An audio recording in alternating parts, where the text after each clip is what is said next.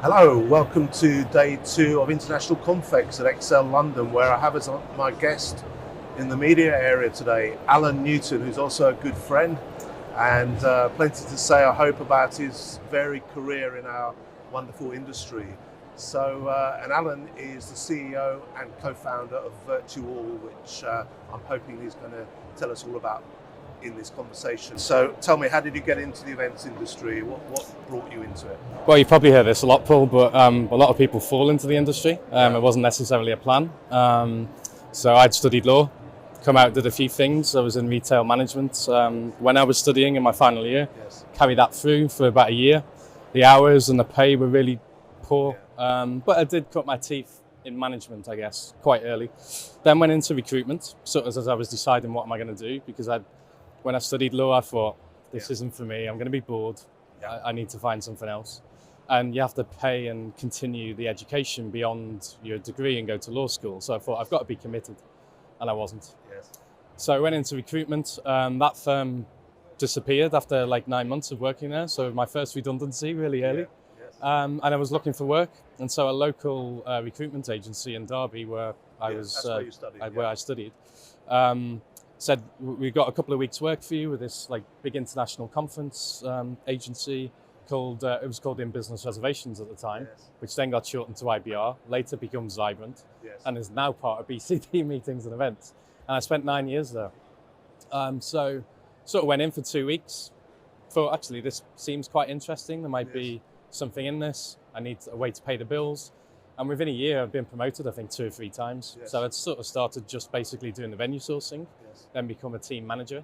And then I was a new role, commercial manager under a new commercial director, a guy called Dean Vitalotti, who was very well known in the industry then, but has since departed the industry. So that's how it started. Yes.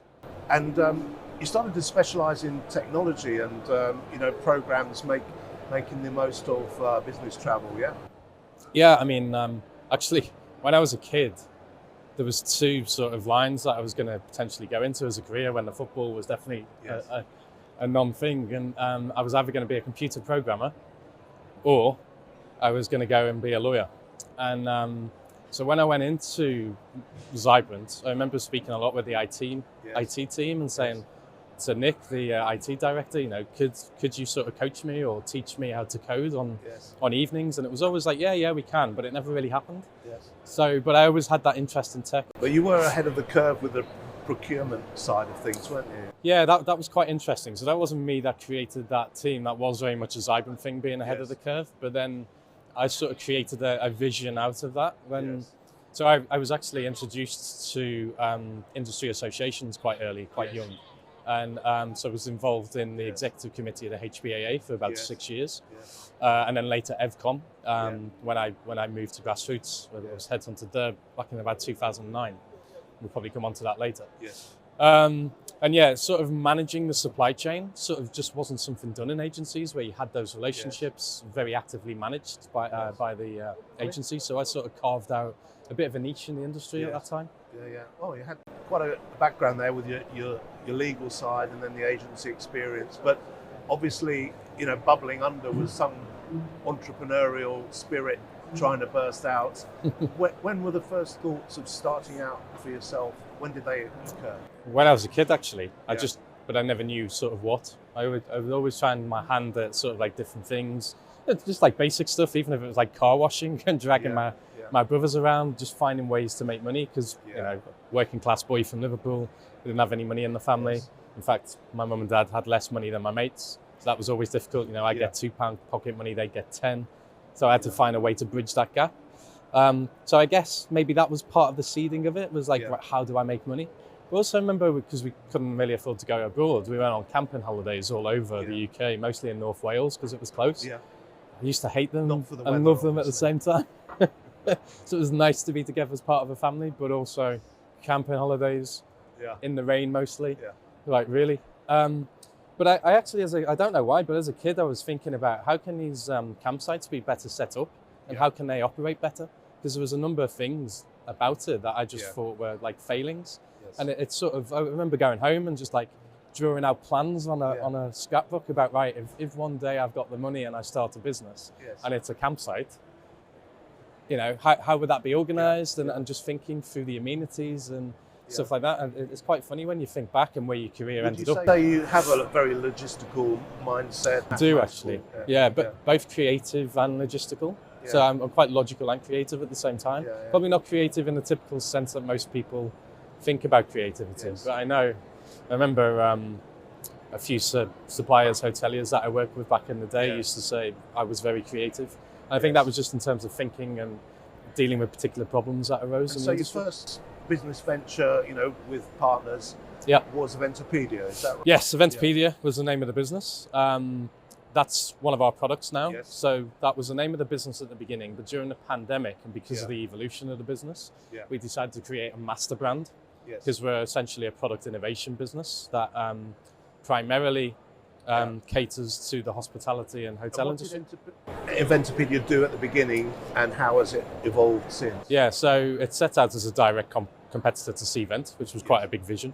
And the rationale being that as an agency, I could see a lot of the flaws in Cvent and the supplier network that they have, and was hearing from a lot of hoteliers that the big conversion problem that still exists in the industry, and was a big problem with a lot of agencies like the one I work for, was even worse through Cvent and using technology.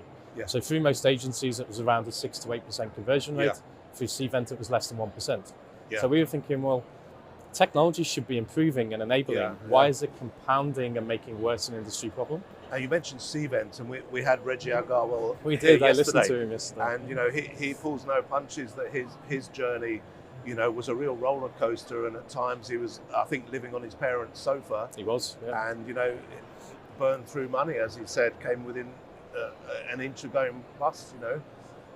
How can someone at a much lower level of funding survive those challenges that inevitably come when you're pioneering, let's face it, in what you were doing? What were your tactics, and how did you come up against those adverse situations? We've had similar situations. I remember about 6 years ago, we were about 5 days away from having to close the business. Because it's tough in the early days without funding. You've got to fund it yourself. You don't get paid. Which is tough, particularly when you live in a city like London. That's expensive. And you need to really be driving sales really soon. But the problem with a platform like an Eventpedia, Cvent, obviously they're much bigger now and have been incredibly successful, and Reggie has got a great entrepreneur story. In fact, in many ways a role model for a lot of entrepreneurs in terms of what he's been through. But there's like 75 different venue websites now. So it's when we started out, there was 5 or 6. Now there's about 75. So it's ridiculously competitive. And that becomes difficult to really evoke change, because if you're a hotel making buying decisions as to which channels you're going to use, which of the 75 do you pay, and how many of them? 75 and growing, probably. So that's the case, and you're looking for revenue. You need to get users quick, and it needs to be sticky. But we've always been about quality over quantity, and we've achieved that, and the UX and the business model are very different. But ultimately, part of our switch away because of the competition was we actually found product market fit with an aligned product, which is called Explore. And Explore is an immersive multimedia virtual tour, essentially, and it's at a premium level. So it's fully branded for the hotel or venue, and it has that brand experience that leads users through a curated journey. So it's highly engaging, it converts more, it deals with this conversion issue, and it drives revenue quicker. So that's sort of where we've focused a lot of our attention. The right technical brains to link up with on that side of it? Good question. So very fortunate we were. So through a lot of networking and opening up to sort of new industries, the startup community in London, technology more broadly, innovation, we were looking for developers, and we were introduced to a guy called James Pimentel Pinto and his business partner Lillian. And they're wonderful. They've taught us so much, particularly around how you validate products. But they have been pioneers in the tech scene in London for 30 years. So James had run his own ad agency. They worked with a lot of the big banks around fintech innovation. They worked with the Football Association, with FIFA, Nokia, Ericsson, Sony. James opened World Mobile Congress as one of the speakers like multiple years ago. So their level of knowledge and expertise has really, really helped us. Can you identify, Alan, a moment when you felt traction suddenly picked up? You know, I imagine it's not a smooth climbing a hill. No. You know, what were the key moments for you? Yeah, we always talk about keep pedaling. Yeah. And there's something Reggie said yesterday is no matter what happens, he uses the old proverb that I like, is if you get knocked down 7 times, you've got to get up 8 times. And I've always liked that, particularly as a boxing fan. Yeah. So, and it's true. So no matter how close you come to the edge, you just got to keep believing. Yes. Particularly if you really can see that what you're doing is having an impact, because it takes time to shift behavior. And of course, life itself takes the business in a direction you may not have foreseen right at the beginning. You know, it's very different now. And to that extent, tell us also about virtual and how that fits into the universe. Well, part of the question I didn't answer there was about the traction. Yeah. So I think it was about 2000. So we started in 2015. Yeah. In terms of launch to market, the business started in 2014. 2018 was when we really started to see proper traction. Yeah. So we had good case studies. We had about 35 paying customers. And then we had a global client come to us and say, right, we want to make you a brand standard across 200 hotels globally. So that was the moment where we had what's called the hockey stick. Yes. And we went from $500,000 to $1.1 million to about 2.2 in 3 successive years. So that was that lovely growth. Yes. And then the pandemic happened and hotels were shut. Is this with some investment? Or? We've had about $1 million of investment over, we're now 10 years old. Yeah. That's actually considered almost nothing in technology terms, in most startup terms. So we've been profitable. We've always been very lean and agile about the way we operate. We think that's important. We've always felt profitability is important. Yeah. And validation and sort of growing and adding features slowly by testing. Yes. A lot of tech companies tend to sometimes bloat their product with too many features. And we saw that with Hopin actually during the pandemic, where very heavily bloated with features. And it got confusing for a lot of the users to work. And is it pure hospitality? What's the mix on there? I mean, assuming there's no North Wales campsites yet. Not yet. No, I mean, we're speaking now to a lot more tourist boards. Yeah. There's a lot of opportunity there, particularly around sustainability and just more effective storytelling to engage users. You know, most destination marketing organizations or tourist boards or government ministry organizations that we're speaking to, they're looking at obviously driving, coming out of the pandemic, a lot more tourism. Yeah. They want a lot more foreign direct investments, which is really important. But they're also trying to drive investment locally for other corporate companies to go and set up offices, maybe new universities to come and set up, and sort of therefore people to come and migrate and live there. Yes. So all of these factors, you need to tell a story about the destination. So like if you're trying to attract new people and they've maybe got children, what are the schools like? You know, what's the connectivity like? Are the neighborhoods safe? And telling those stories. So that's sort of part of those discussions have then led to us speaking to, real estate developers about condominiums, townhouses. I say condominiums because I spent 2 years in Canada and sort of speaking to them. That's what they call them. But multifamily rentals as well as another thing. We've been speaking to super luxury yacht owners recently. We've got a number of really good opportunities there. Which parts of the globe are you best represented in the USA, actually, interestingly. I mean, the US tend to be sort of more naturally a bit more optimistic and willing to take risks. And we see that with like what's happened with Silicon Valley. So there's a lot more what's called unicorns, tech unicorns come out of the States. And it's not because necessarily there's more talent there. It's actually quite often about that approach to finance and giving people the runway to be able to succeed, which you need. Yes. There's something talked about a lot in investment circles about how conservative investors are in Europe, which it's a frustration. I mean, we've had many times people say to us, if you guys were based in the States, you'd be flying. Yes. It's quite a frustrating thing to hear. And how are you integrating artificial intelligence into this offer? Yeah, so we started on that track about 6 or 7 years ago. So we actually partnered early with Microsoft when we redeveloped the Eventpedia platform, which started out as a WordPress site as the initial thing, and then we raised some money, and then we moved it as part of a future vision and plan to future-proof it to Microsoft's Azure platform, and used Azure Functions, which was brand new at that time. We were the second startup globally to use it. Wow. So we were potentially one of Microsoft's poster child, so that was the hope. Yes. But again, that lack of access to funding sort of really slowed down development, because coming back to what I said, Toby, my business partner, we're not developers. Yes. So that's one of the challenges of one of the founders isn't a coder. You sort of develop your product slower unless you're employing those people internally. Got it. And again, coming back to being lean and agile, they've always been external freelance staff.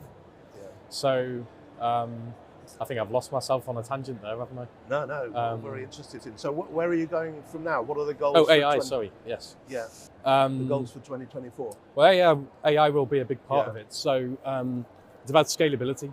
And we're looking, so when we were looking earlier at AI and we were working closely with Microsoft, a lot of the out-of-the-box tools, they weren't really where they needed to be to do the kind of stuff that we needed to do. Yeah. And I think a lot of companies are finding that. Can you give some examples of that? So even on the chatbots and just conversational UI, sort of wasn't there. Voice wasn't there. Not necessarily that voice is the right way to go. I know there's a couple of hotel companies that are looking at on the customer service side at the moment. Yes. I think that could be an error. Because if you think about a lot of the new generations coming through, they're using the phones a lot, but they shy away from actually picking up the phone. It's all text-based. So I think a lot of these kind of things, it's really important to validate before you start investing in these things. So how are we looking to use AI? So on the sort of video production side, it can take a lot of time in terms of that post-production, the color grading, the editing to music, shot selection, a whole host of different things, and then the technical aspect of our product. So a lot of that could be potentially automated using AI, and therefore streamlines the process, which makes it cheaper for the buyer, but also makes it a lot more scalable. Can I ask you, what's particularly caught your eye at the show today at Confex? You're literally just you, actually, Paul. You're the first person I've seen. You don't need to see anymore. But I was here yesterday because I heard Danny Pecorelli was talking, and for those who don't know, Danny's the owner of Exclusive Collection, 7 beautiful luxury hotels here in the UK, including Penny Hill Park, one of the best spas I think in the country. And he's gone on this incredible sustainability journey. They've become a B Corp, just scraped through, he said, with 80.3 on their first trial. You need 80 as a minimum to be a B Corp. We've started the process, but again, as a startup, and when you're low on resource, when you get into the process, you think, right, there's a lot of new processes we have to implement here. So for us, it's quite a slow process, but we believe in it. And it was fascinating just listening to his journey and how an operation such as even just a single hotel has to think about this, how they have to go through a massive mindset change from an operational perspective, from a sales, marketing, right across the gambit, the supply chain, but how people have come on board. He's got so many fascinating stories to tell. So that I think that was the big thing. I mean, I posted about it on LinkedIn this morning because I learned a lot. I was busily taking notes. And Reggie, of course. Reggie is, of course, I actually caught Reggie afterwards because I hadn't actually spoken to him or seen him for 12 years, I think it was. Wow. And he said, I recognise your face. I said, years ago. He said, where was it? I said, when I was at Grassroots, because you were looking to see if more agencies in the UK would take the platform on. And what do you do now? Well, we sort of compete with you, but you've always been an inspiration as an entrepreneur. And that was about the extent of the conversation. And other inspiration you're hoping to get from the visit to the show? You know what I really like? So I've been coming to Confex for 20 years. It was at Earl's Court when I first started going all those years ago. And how long have you had it? It's about 10 years? It's, So coming up for that. So it's gone through different evolutions, hasn't it? And there was a period after Earl's Court, just as you bought it, where it needed some TLC. And you needed to breathe life back into and I think, looking around at the show, there's more vibrancy again. All right, you haven't got all of the big hotel chains that used to exhibit, but there's so much competition now around that. But I really love the educational aspect. I think that's where sort of I tend to derive most value now coming to the trade shows. And do you get the feeling the industry is well on its way back now? COVID's in the back view mirror, isn't it? Yeah, I mean, in the 24 years I've been in the industry, we've had a lot of issues. It's very volatile to a lot of things. I can remember the first or second Gulf War. No, it must have been the second. There was foot and mouth in this country had an impact. We've obviously had 2008 financial crash. I remember your very entertaining accounts about the Icelandic volcano too. Yes. But it just shows what a resilient industry we're in. Yes. What a vibrant industry it is. Yeah, good memory. I forgot about that. So that was just before my stag do. And I don't know if you know, actually, I actually met my ex-wife at Confex. Really? Yeah, because she was in the industry working for a German hotel chain at the time. It wasn't at the speed dating session, was it? No. But it was quite funny that I met and literally, they never say that, I don't know if you believe in love at first sight, but it was for me. And I sort of instantly thought, I'm going to marry that woman, and I did. Didn't work out, but there's a case study. Quite an interesting connection with Confex. Now, I'll save my best question until last. Your other main love, Everton Football Club. Yeah. Who's your favourite ever player for Everton? Oh, well, I was a goalkeeper first, so I'd probably have to say Neville Southall. And of course, he does an immense amount of charity work now, and Yes. particularly around mental health. Yes. So I think I always have a soft spot for people that do things for other humans, Yes. and really, truly, authentically commit to it. And Yeah. Good choice.